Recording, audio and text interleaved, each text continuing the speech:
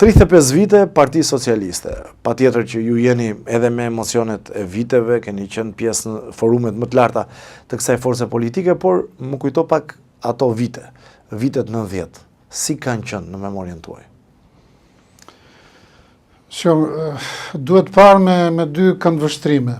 Do më thënë, ka qenë vërtet e vështirë sepse kishte një presion publik dhe sidomos një egërsi nga kundërshtari politik, pra nga Partia Demokratike, por nga ana tjetër ishte më e lehtë sepse në ato vite shoqëria shqiptare ishte më idealiste, kishte më pak arsye për të qenë e përfshirë në konfliktet me natyrë sociale dhe në përgjithësi ishte vetëm konflikti politik që mbillte një lloj përçarjeje.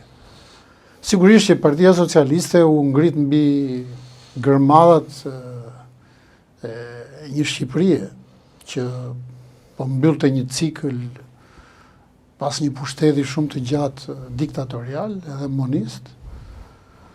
Dhe patjetër që duhet gjente rrugën si një emajt moderne përmes atyre gërmadhave, dhe mendoj se ja arriti, ndofta me pak vonesë, kurse me vonesë kam parasysh që aktet e fundit të Partisë Punës ishin vërtet vonuara.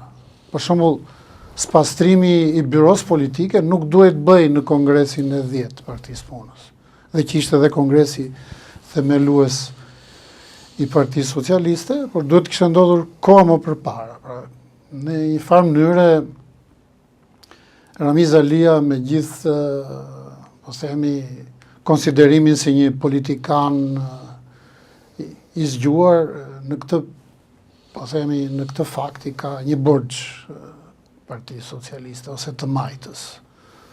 Pavarësisht se u përpoq tranzicioni i atij momentit ishte sa më paqësor i mundshëm. Ndofta kjo vjen nga fakti që ai s'kishte qenë njësh në gjithë historinë e Partisë Punës, kishte qenë gjithmonë një dysh ose një tresh. Edhe në momentin më të vështirë u gjën në pozitat e të parit, por që